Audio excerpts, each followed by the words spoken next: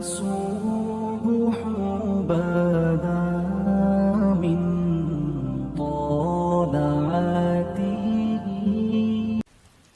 نبی پاک صلی اللہ تعالی علیہ وسلم نے حج ایک فرمایا. قربانی حضور جس دن مدینے آئے اس وقت شروع فرمائی اور ہر سال حضور قربانی دیتے. ہر سال دو جانور ذبح فرمائے. یا رسول اللہ صلی اللہ تعالی علیہ وسلم دو کا کیا مقصد فرمایا؟ ایک میری طرف سے، ایک میری غریب امت کی طرف سے. یا رسول اللہ صلی اللہ علیہ وسلم کس طرف سے فرمایا؟ ایک میری طرف سے، ایک میری امت کی طرف سے. کبھی فرمایا ایک میری طرف سے، ایک میرے اہل بیت اور میری امت کی طرف سے. دو جانور حضور نے ذبح فرمائے. اور پھر میرے حبیب پاک صلی اللہ تعالی علیہ وسلم کے غلام مولا علی شیر خدا، ابن ماجہ کی روایت ہے، حضرت علی شیر خدا فرماتے ہیں کہ نبی پاک علیہ الصلوۃ والسلام دو جانور ذبح کرتے تھے. خود حضرت علی کی جب باری آئی تو انہوں نے بھی دو فرمائے. تو صحابہ نے پوچھا کہ علی دو کیوں؟ دو کس لیے؟ تو حضرت علی رضی اللہ تعالیٰ عنہ فرمانے لگے مجھے میرے حبیب نے وصیت فرمائی تھی کہ علی تو نے دو کرنے، ایک اپنی طرف سے کیا کرنا، ایک میری طرف سے کرنا. تو میں ایک اپنی طرف سے دیتا ہوں، ایک اپنے نبی پاک کی طرف سے دیتا ہوں صلی اللہ علیہ. دو جانور. آپ لوگوں نے سنی ہوئی ہے یہ بات کہ مہینہ کھانا نہیں پکتا تھا حضور کے گھر میں. حضرت عائشہ فرماتی ہیں 3 چاند اور 3 سورج کٹھے کبھی نہیں دیکھے جب ساتھ روٹی بھی کھائی ہو. یعنی 3 دن مسلسل کبھی کھانا نہیں کھایا. قربانیاں کتنی دیں بولیے؟ حضرت علی شیر خدا کا مکان کوئی نہیں اپنا، کوئی گھر نہیں بنایا. مولا کائنات شیر خدا، میں نے یہ بات پھر دوہرا رہا ہوں، پہلے بھی میں نے عرض کی تھی، پکا کرنے کے لیے دوہرا رہا ہوں. حضرت علی کا کوئی کاروبار نہیں بظاہر. بی بی صاحبہ فرماتی ہیں کہ کئی ہفتے صرف سرکہ اور کھجوریں. قربانیاں کتنی؟ اسی سارے صاحب لان ٹورے ہیں کہ ساڑھے تے لگ دیئے کہ نہیں پکا. اور پھر جب بات ہوتی ہے دینے کی تو ماحول اور ہوتا ہے، جب لینے کی باری ہوتی ہے تو ماحول اور ہوتا ہے. قربانی واجب ہے اس شخص پر جس کے پاس 52.5 تولے چاندی یا 7.5 تولے. لیکن میں 7.5 تولے والا فتویٰ نہیں دیتا، میں 52.5 تولے چاندی والا فتویٰ دیتا ہوں. اس لیے کہ 52.5 تولے چاندی تو شاید تولہ یا 1.5 تولہ سونے کے برابر ہی ہو جائے. ٹھیک ہے نا جی؟ تو 7.5 تولے سونا 50-60 ہزار روپیہ جس آدمی کے اکاؤنٹ میں موجود ہے وہ قربانی کرے. بلکہ امام شافعی رحمت اللہ علیہ فرمایا کرتے تھے جس نے 3 کمروں کو تالا لگایا ہوا ہے وہ 3 کمرے فارغ ہیں، اس کے کسی کام کے نہیں، ان کی قیمت کا حساب لگائے. چھت پہ سٹور بنا دیا ہے کوئی مطلب نہیں اس کا، اور جو ویسے رکھے ہوئے ہیں کوئی معنی ہی نہیں کمرے کا. فرماتے تھے حساب لگائے قربانی کرے. رب کریم کی بارگاہ میں دینے کا جب معاملہ آیا تو گول کر گیا کام. میرے رسول کائنات سرور عالم صلی اللہ علیہ وسلم کا جب اپنے لیے چیزیں استعمال کرنے کا ماحول ہے تو محبوب پاک علیہ الصلوۃ والسلام نے مہینہ روٹی نہیں پکائی. یہاں جو آدمی ہر جمعرات کو 4 کلو بکرے کا گوشت پکاتا ہے اور ہر تیسرے دن مرغی کا گوشت لاتا ہے، وہ قربانی کی باری آتی ہے تو کہتا ہے میرے پہ لگتی نہیں. وہ ٹھیک ہے ابا جی لے آئے، ابا جی کی طرف سے قربانی ہے، اس دفعہ ابا جی کی، اگلی دفعہ اماں جی کی، اس سے اگلی دفعہ دادی جی کی. او خدا کے بندو، جس آدمی کے پاس پیسے ہیں پہلے اپنی قربانی واجب ہے. میری بات کی سمجھ آ رہی ہے عزیزوں کو؟ جو آدمی صاحب استطاعت ہے پہلے کس کی قربانی کرے گا؟ وہ کمائی کرتا ہے، اس کے اپنے اکاؤنٹ میں تنخواہ آتی ہے، ابا جی کے اکاؤنٹ میں نہیں آتی. اس نے اپنا بینک بیلنس چوری بھی رکھا ہوا ابا جی سے. پہلے اپنی قربانی کرے. اگر اس کو شوق ہے، دل کرتا ہے تو ایک اور خریدے، پھر ابا جی کی طرف سے کرے.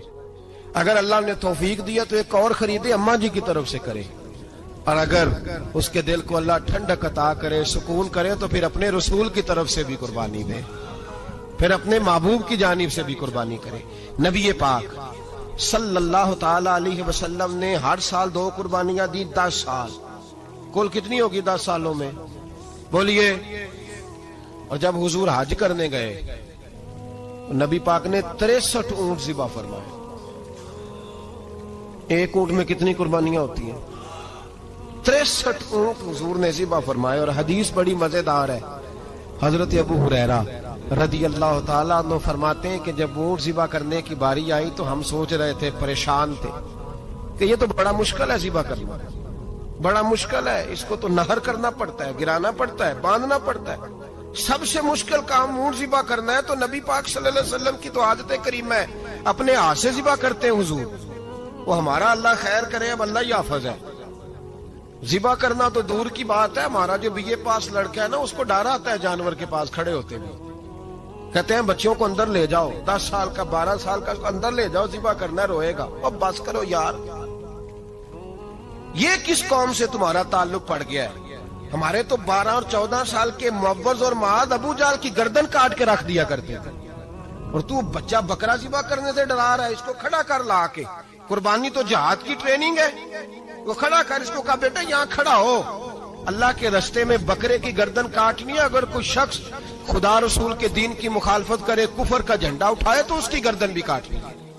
ये ट्रेनिंग है बच्चों के लिए। यहाँ अजीब माहौल है, डर लग रहा है, पीछे हट जाओ। और जिस साहब की कुर्बानी है वो भी कोई 1.5 किलोमीटर के फासले पे खड़े हैं, दूर खड़े होकर देख रहे हैं। नफीस ही बड़े हैं जनाब, लतीफ ही बड़े हैं। कपड़ों को कोई कतरा खून का लग गया तो बड़ी मुसीबत बन जाएगी। और अमीर आदमी, उसने उसका तो घर कसाई ने खुद फोन किया है कि साहब सबसे पहले मैं आपके घर आऊंगा। उसको पता है कि मुंह मांगी कीमत मिलेगी।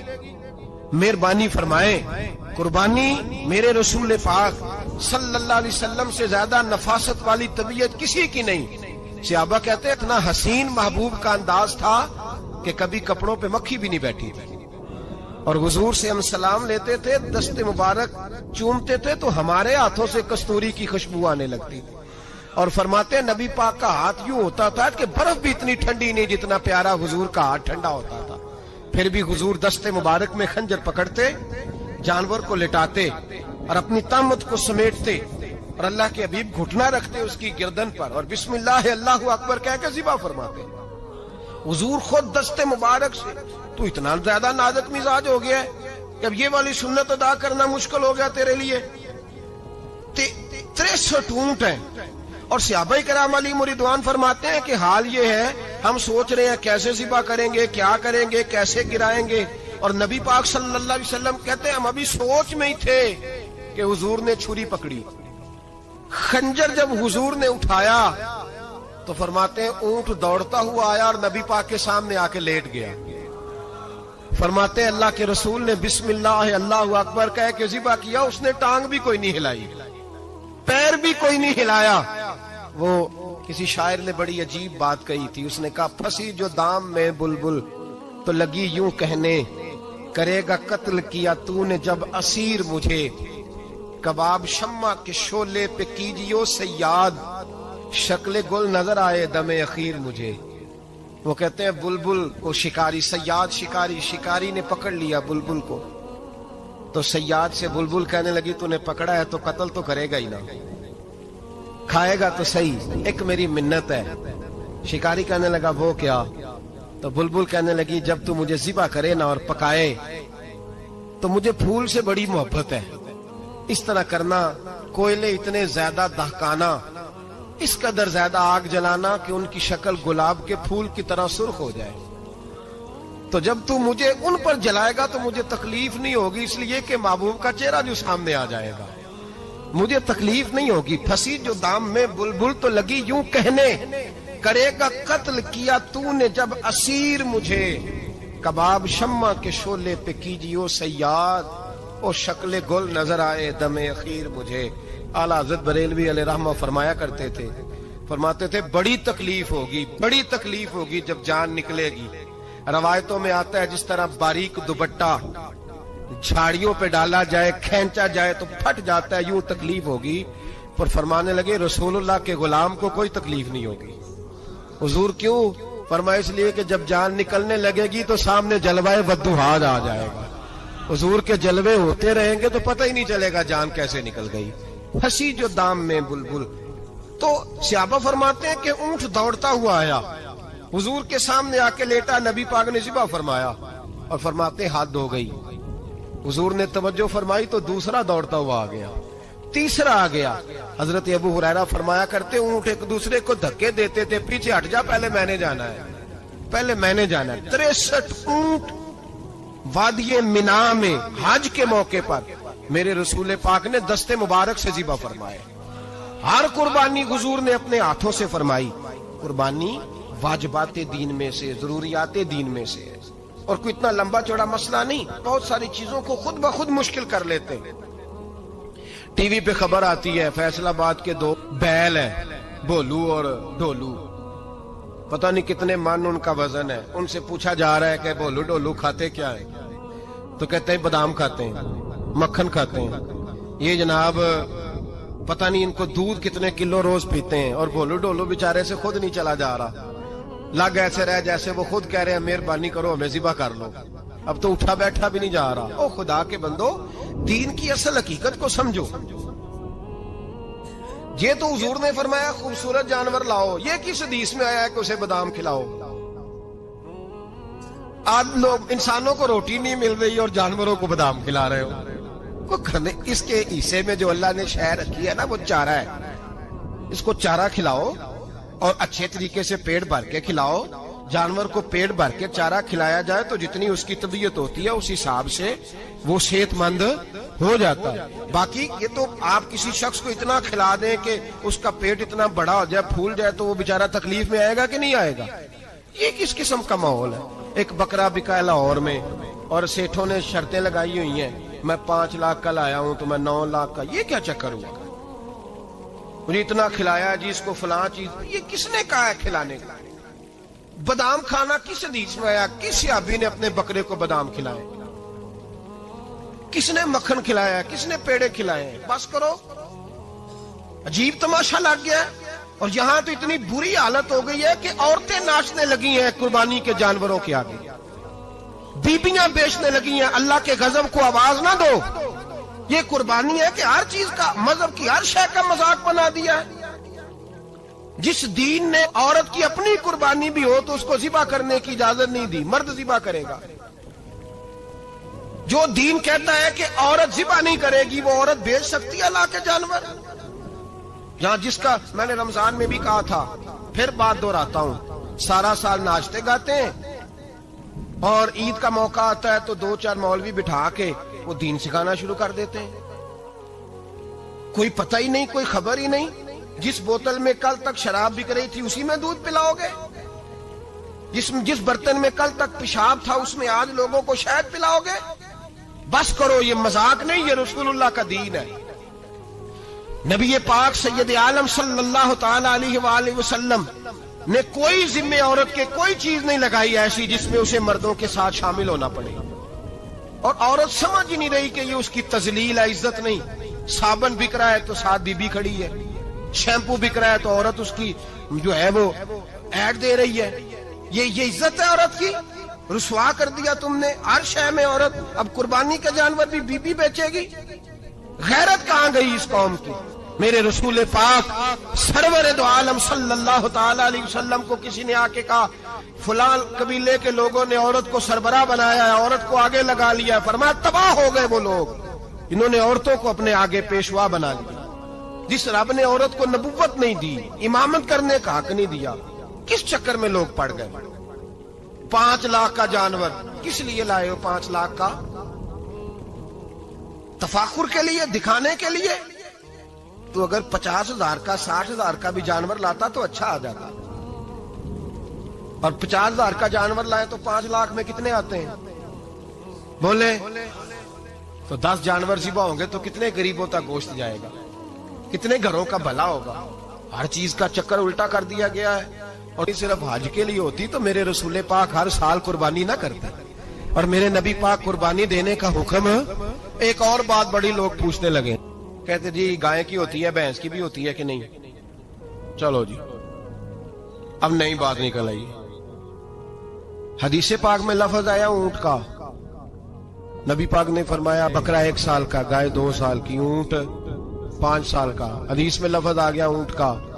آپ کو بندہ کہے پہلے بتائیں نر کا کہ مادہ کا، تو میں کدھر سے آپ کو حدیث نکال کے دوں جس میں نر بھی اور مادہ علیحدہ علیحدہ ہو؟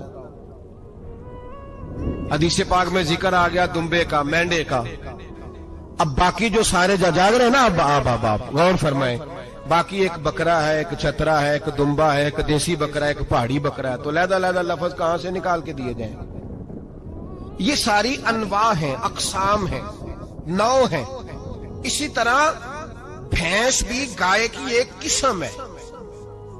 इमाम आजम अबू हनीफा फरमाते हैं नौ मिन्हु, ये उसकी एक किस्म है, 9 में से है, गाय की 9 में से है। आप आम लफ्ज बोलते हैं तो कहते हैं बकरा, चतरा, गाय, भैंस, आम लफ्ज है ना। तो जब गाय कह दिया तो आपको बंदा कहे गाय आया तो पहले बताएं गाय तो है, तो इसमें बैल शामिल है कि नहीं। तो गाय की जितनी किस्में है ना, हमारे मुहद्दिसीन भैंस को गाय में शामिल करते हैं। भैंस गाय की एक किस्म है। तो नबी पाक सल्लल्लाहु अलैहि वसल्लम ने जब गाय का लफ्ज इस्तेमाल किया तो भैंस उसके अंदर आ गई। तो अगर गाय की कुर्बानी जायज है तो भैंस की कुर्बानी भी जायज है। अगर बैल की कुर्बानी जायज है तो कट्टे की कुर्बानी भी 100% जायज है। उसके अंदर 7 हिस्से डाले जाएंगे, उसे कुर्बान किया जाएगा, ये जायज है। अगर आप सही लफ्ज निकाल के दिखाने को कहेंगे तो फिर तो बड़ी चीजों में लोग उलझ जाएंगे।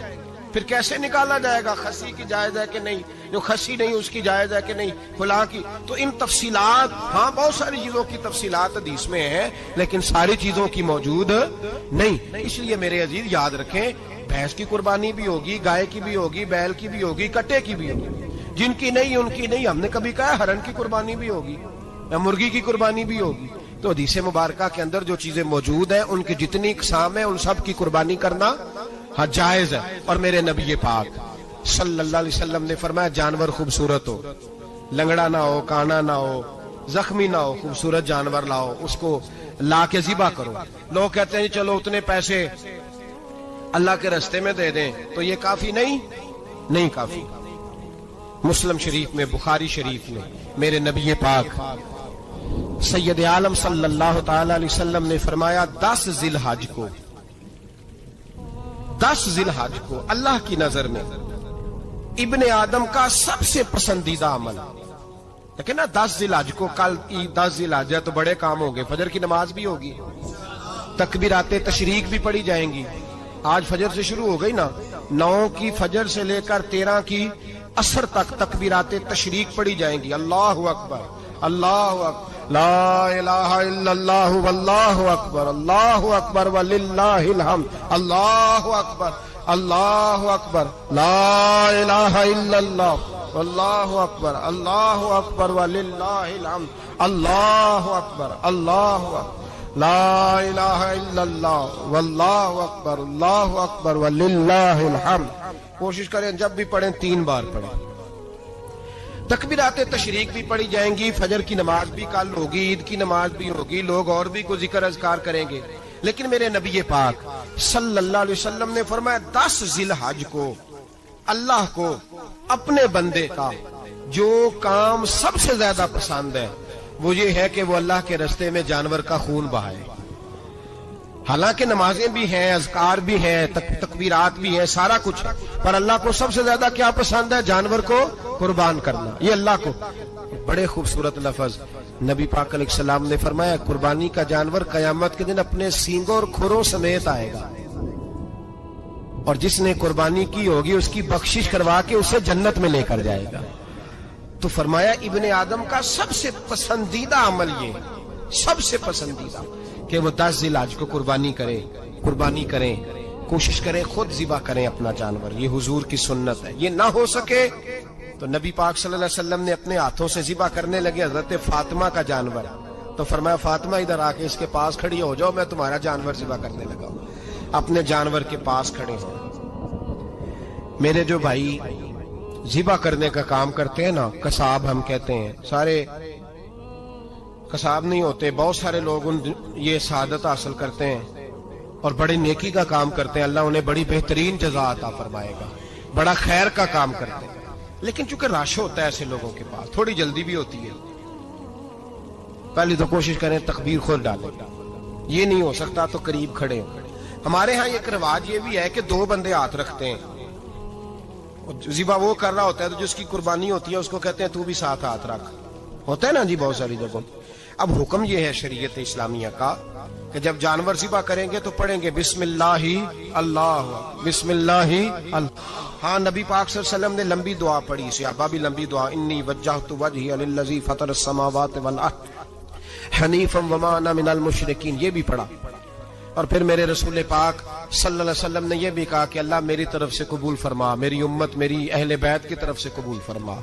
صحابہ جب جانور ذبح کرنے لگتے پہلے یہ دعا پڑھتے، پھر کہتے اللہم تقبل منا کما تقبلتا خلیل کا ابراہیم علیہ السلام وتقبلتا حبیب کا محمد صلی اللہ علیہ وسلم، اے اللہ ہم سے بھی قبول فرما جیسے تو نے حضرت ابراہیم سے قبول فرمائی اور جیسے اپنے حبیب حضرت محمد صلی اللہ علیہ وسلم سے قبول۔ یہ ساری دعا پڑھیں اور جب جانور ذبح کرنے لگے تو پھر پڑھیں بسم اللہ اللہ بسم اللہ اللہ۔ اچھا، دو آدمیوں نے ہاتھ رکھا ہوا ہے، دو آدمیوں، اب اگر ایک نے بھی نہ پڑھی بسم اللہ اللہ اکبر تو جانور حلال نہیں ہوگا، دونوں کو پڑھنا پڑے گا۔ یہ مسئلہ یاد رکھنا۔ ایک اور بات بھی بتانی ہے آپ، وہ بھی آپ نے یاد رکھنی۔ قربانی کے بڑے جانور میں کتنے حصے ہوتے ہیں؟ 7۔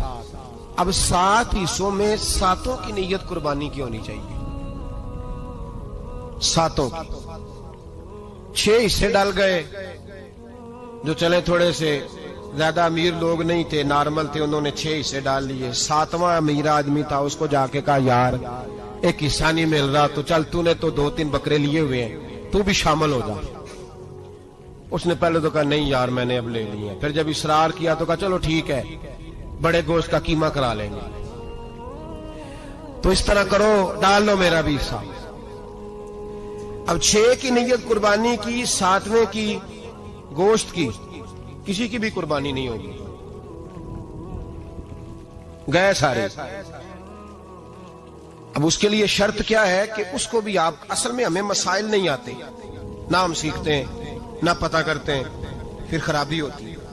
اب اس سے کہیں کہ یار قربانی سے پہلے اپنی نیت کا اعادہ کر، اپنی نیت کا اعادہ کر، بتا کہ تیری نیت کیا ہے، اور اگر غلط ہے تو صحیح کر لے، تاکہ سب کی قربانی تو بتا۔ یہ جو تو رکھ رہا ہے قربانی، تو کس کی قربانی کر رہا ہے؟ دادا جی کے نام کی، ابا جی کے نام کی، اپنے پیر کے نام کی، استاد کے نام کی، یا رسول پاک صلی اللہ علیہ وسلم کے نام، نبی پاک کے نام کی؟ اس سے پوچھیں، اور جو وہ نیت بتائے اس نیت کی دعا ہوگی، اس کی طرف سے کہا جائے گا اے اللہ اس کی طرف سے اسے قبول۔ میری بات کی سمجھ آ رہی ہے میرے عزیزوں کو؟ اور اس ارادے کے ساتھ قربانی، اگر ایک کی بھی نیت خراب ہو گئی تو مسئلہ بگڑ گیا۔ اس لیے ان مسائل کو، اور نبی پاک کے نام کی جو قربانی ہوگی، سبحان اللہ، میں کرامات کا زیادہ قائل نہیں، ہم کرامات کے نہیں کیفیات کے قائل ہیں، کیفیات کی۔ اور دین ویسے بھی لفظوں کا نام نہیں، کیفیت کا نام ہے۔ میرے حساب فرمایا کرتے تھے ہم کرامت سے زیادہ کیفیت کے قائل ہیں۔ اگر مرید ساری زندگی کرامتیں سناتا رہے اور کبھی اسے مدینے جانے کا شوق ہی پیدا نہ ہو، کبھی نبی پاک کے نام پہ آنسو نہ آئے، تو پھر کرامت کا فائدہ نہیں، کیفیت تو ملی نہیں اسے، ہم کیفیت۔ اسی طرح ہم نظرانے کے نہیں نظر آنے کے قائل ہیں۔ تو بھائی یہ یاد رکھ لیں، کیفیت کا نام دین ہے۔ نبی کریم علیہ الصلوۃ والسلام بائی دا وے ایک قضائے حاجت کے لیے ایک باغ میں تشریف لے گئے۔ حضور باغ کے اندر داخل ہوئے ہی تھے، اونٹ بندھا ہوا تھا، تو حضرت ابو درداء رضی اللہ تعالیٰ عنہ کہتے ہیں وہ اونٹ نے حضور کی طرف دیکھا تو اس نے رونا شروع کر دی۔ اصل میں دکھ پوچھنے والا کو ملے تو پھر ہی رونے کا مزہ آتا ہے، ہر جگہ تو دکھ سنایا بھی نہیں جا سکتا۔ ایسا ملے نا جو دکھ پوچھنے والا ہو، تسلی تشفی دینے والا ہو، جس کے کندھے پہ سر رکھ کے بندہ دیر تک روئے۔ اونٹ رونے لگا تو حضرت ابو درداء رضی اللہ تعالیٰ عنہ فرماتے ہیں نبی کریم علیہ السلام اس کی طرف بڑھے، حضور نے اس کی پشت پر ہاتھ رکھا تو وہ اور زیادہ رونے لگا۔ پھر میرے محبوب نے اپنے کان مبارک اس کے منہ کے قریب کیے تو اس نے کوئی بات کی۔ محبوب نے فرمایا بلاؤ نا اس کے مالک کو کہاں ہے۔ وہ جب آیا تو حضور صلی اللہ علیہ وسلم نے فرمایا کہ تم اسے اس کی ضرورت سے زیادہ اس پر وزن رکھتے ہو، اسے اذیت دیتے ہو، تکلیف پہنچاتے ہو۔ پھر حضور علیہ السلام نے فرمایا اسے کھانا اور پانی وقت پر نہیں دیتے، دھوپ چھاؤں کا خیال نہیں رکھتے۔ اور آخری لفظ حدیث کے محبوب فرمانے لگے تم اس کے بارے میں اپنے رب سے نہیں ڈرتے، اس کے حقوق کے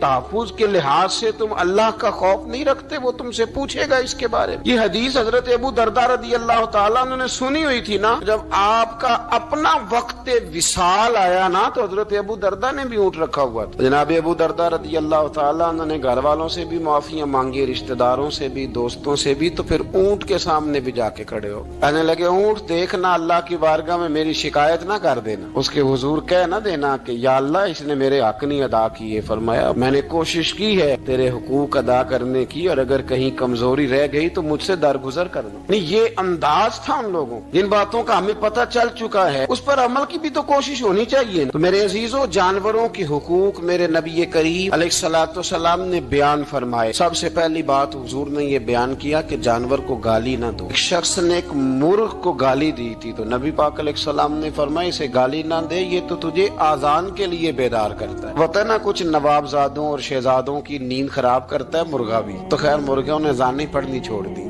تکلیف کی بات ہے، خوشی کی بات نہیں، درد کی بات، یہ اذیت کی بات نہیں۔ وہ وطن بھی کو وطن ہے جس میں اذان کی آواز ہی نہ آئے، وہ دیش بھی کو دیش ہے۔ ہم جا کے اب بسنے لگے ہیں ٹاؤنوں کے اندر، سوسائٹیوں کے اندر، جہاں اذان کی آواز ہی نہیں آتی۔ کچھ جگہ ہے جہاں اذان کی آواز ہی نہ آئے۔ ہمارے ہاں جو غریب لوگ ہوتے ہیں نا، وہ گدا ریڑھی پہ دفعہ سبزی بیچتے ہیں۔ یہ ہمارے آج کل کنو بہت زیادہ ہے مارکیٹ میں، تو میں دیکھتا ہوں کہ سڑک کے اوپر گدے کو بھی کھڑا کیا ہوا، اس لیے کہ اب وہ اسی کے اوپر سارا دن رکھیں گے اس کو، اور شام تک جب تک بکے گا نہیں اس بیچارے کی خلاصی نہیں ہوگی۔ نبی پاک صلی اللہ علیہ وسلم نے فرمایا کہ جانور کو سواری بناؤ، کرسی نہ بناؤ۔ دو صحابہ بیٹھے تھے گھوڑے کے اوپر، ایک ادھر بیٹھا تھا ایک ادھر بیٹھا تھا، دونوں آپس میں باتیں کر رہے تھے۔ جس طرح ہمارے زمانے میں جو نئی کار خریدتا ہے نا، تو اس کا بھی کوئی واقف مل جائے تو وہ روڈ کے اوپر کھڑے ہو کے بات کرتا ہے، چونکہ روڈ تو اس نے الاٹ کرایا نا اپنے نا۔ تو میرے جیسا آدمی کئی دفعہ پیچھے ہو بھی نا، تو ایک دن بچہ مجھے کہنے لگا کہ زور سے ذرا ہارن دی، تو میں نے کہا یار اس کے پاس نئی دولت آئی ہے تو مطلب اس کو ہارن نہ دے، پتہ نہیں کہاں سے بولے گا، تو اس کا تو کچھ نہیں بگڑے گا، تو ہمارے لیے مسئلہ بنے گا۔ یہ ارجنی اب یہ کھڑا ہے تو کھڑا، یہ اس کو لوگ چودراہٹ سمجھتے ہیں، یہ چودراہٹ نہیں ہوتی، اس سے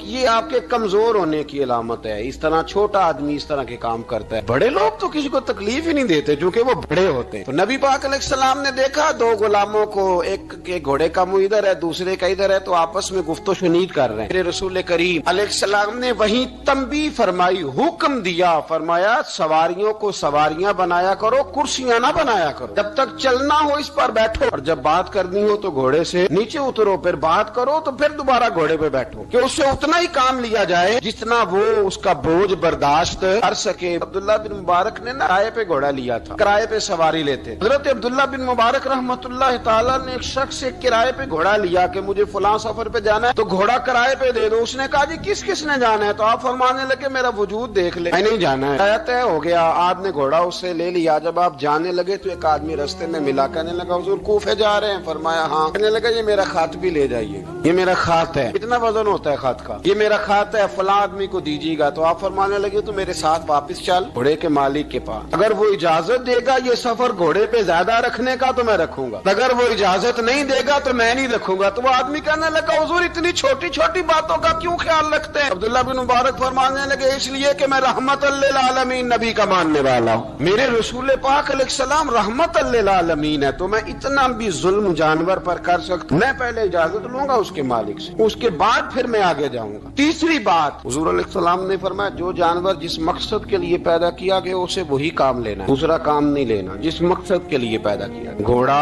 گدھا اور خچر کھانا اسلام میں ذبح کر کے کھانا اس لیے جائز نہیں رکھا گیا کہ یہ سواری کے جانور ہیں، تو جو سواری کے جانور ہوں گے انہیں ذبح کر کے کھایا نہیں جائے گا، اسے سواری کا کام لیا جائے گا، اور جو جانور گوشت والے ہوں گے ان سے گوشت کا کام لیا جائے گا، جو دودھ والے ہوں گے اس سے دودھ کا کام لیا جائے گا۔ بخاری مسلم میں موجود ہے، نبی پاک علیہ السلام فرماتے ہیں ایک شخص نے بیل پر سواری کر لی، اس نے سواری کر لی اور جب وہ تھوڑا سا آگے گیا نا تو بیل اپنا منہ پیچھے کر کے کہنے لگا میں سواری کے لیے نہیں پیدا کیا گیا۔ اللہ نے اسے زبان عطا فرمائی اور بیل بول پڑا، کہنے لگا مجھے حال کے اندر جوت لے، یہ کام مجھ سے لے لے، لیکن تو میرے اوپر سواری نہیں کر سکتا، سواری کے لیے اللہ نے گھوڑے پیدا کیے، اونٹ، گدھے اور خچر پیدا کیے ہیں، جو جانور جس مقصد کے لیے ہوگا اس سے وہی کام لیا جائے گا۔ ایک بات اور کرنے لگا ہوں ذرا سخت ہے، جانوروں کو لڑانا حرام ہے۔ حضرت عبداللہ ابن مسعود رضی اللہ تعالیٰ عنہ روایت بیان کرتے ہیں، فرمایا لعنتی ہے وہ شخص جانوروں کو آپس میں لڑاتا ہے، وہ لعنتی ہے جو جانوروں کو آپس میں اور آپ اس ملک میں رہتے ہیں جہاں کروڑوں روپے کی شرطیں لگتی ہیں جانوروں کی لڑائی، جانوروں کو اذیت دی جاتی ہے، تکلیف دی جاتی ہے۔ जाती है, कबूतर उड़ाए जाते हैं और आई नाम उसको मिलता है जिसका कबूतर देर के बाद आए। कबूतरबाज कबूतर को बैठने नहीं देता। ये हराम है, शरीयत इस्लामिया में हराम है जानवरों का लड़ाना और उनको एक दूसरे के खिलाफ उभारना हराम है, दीन में मना किया गया है। अब जानवर को अगर पालेंगे भी तो उस हद तक पालेंगे कि जिस हद तक उसको किसी अजियत में मुब्तला न किया जाए। कुत्तों की लड़ाई कराई जाती है, मुर्गों की लड़ाई कराई जाती है, जानवरों को अजियत पहुंचती है, बैलों की लड़ाई होती है, सींग टूट जाते हैं, लहू इतना बहता है जानवरों का कि देखा नहीं जाता। लेकिन सामने बैठने वाले तालियां बजा रहे हैं। ये तो बड़े सख्त दिल लोगों के रवैये कि जानवर का खून बह रहा है और आप तालियां बजा रहे हैं। मुर्गे बेचारे की चूंच लहू लुहान हो गई है, सामने वाले ने इतना मारा है और यहाँ तालियां बज रही है कि मेरा जीत गया, बजाय इसके कि उसको पट्टी की जाती, उसको देखा जाता। ये तो संग दिल लोगों का काम है। हम तो रहमतल लिल आलमीन नबी के गुलाम सल्लल्लाहु अलैहि वसल्लम। हमारे दीन ने तो हमें ये मिजाज ही नहीं दिया। हमने तो प्यार करने, हमने तो मोहब्बत बांटनी, हमने तो शफकत करनी। नबी पाक अलैहिस्सलातु सलाम ने जानवर से उसके बच्चों को जुदा करने से मना फरमाया। जब तक बच्चे को माँ की जरूरत है उसे जुदा नहीं किया जाए,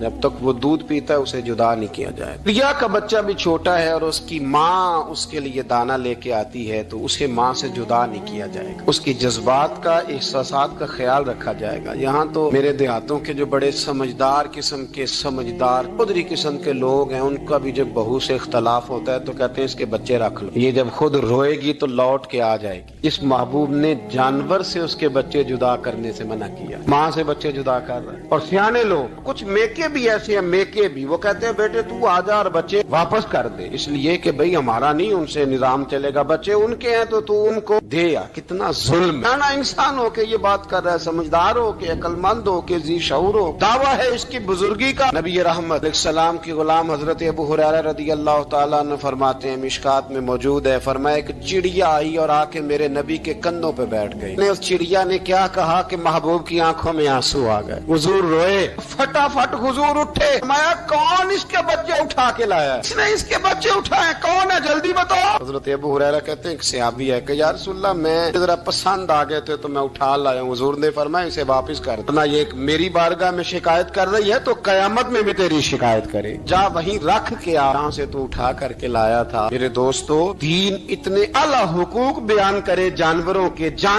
और इंसान उससे आगे बढ़ के इंसानों के साथ सलूक करे। हम ना सियासत से बादशाही लेना चाहते हैं, सियासतदानों के अपनी जेब से इश्तिहार छपवा के बादशाही लेना चाहते हैं, डेरा बना के बादशाही लेना, ना ना ना। बादशाही तो रहम करने से मिलती, बादशाही तो शफकत करने से मिलती, बादशाहियां तो अल्लाह की मखलूक से प्यार करने से मिलती। बादशाहियां, इमाम अहमद बिन हंबल रहमतुल्लाह तआला अलैह फरमाते, मैंने एक मुहद्दिस का तज़किरा सुना कि वो मेरे महबूब की हदीसें बयान करते हैं तो कहते हैं मैं शौके इल्म में उनकी बारगाह में पहुंचा। जब मैं गया तो कुत्ते को खाना खिला रहे, मैंने सलाम ली तो उन्होंने जवाब तो दिया पर कोई इतनी तवज्जो नहीं की मेरी तरफ। मेरे दिल में ख्याल आया मुहद्दिस हैं और कुत्ते के साथ इतना प्यार कर रहे हैं, मेरी तरफ देखा ही नहीं। तो फरमाते हैं वो कुत्ते को खाना खिला के फारिग हुए तो मेरी तरफ देख के कहने लगे, अहमद बिन हंबल, मेरे इलाके में कुत्ते नहीं रहते, कुत्ते दूसरे शहर में ज्यादा पाए जाते हैं, ये भूखा था तो इधर आ गया था। और तुम्हें हुजूर अलैहिस्सलाम की वो हदीस तो पता होगी, नबी पाक ने फरमाया जो किसी के साथ उम्मीद लगाए और वो आदमी उसकी उम्मीद पूरी करने पर कादिर हो फिर भी उम्मीद पूरी न करे तो कयामत के दिन अल्लाह उसकी भी बहुत सारी उम्मीदें पूरी नहीं करेगा, उसे सजा मिलेगी। उम्मीद पूरी करने पर कादिर था, मजबूर नहीं था।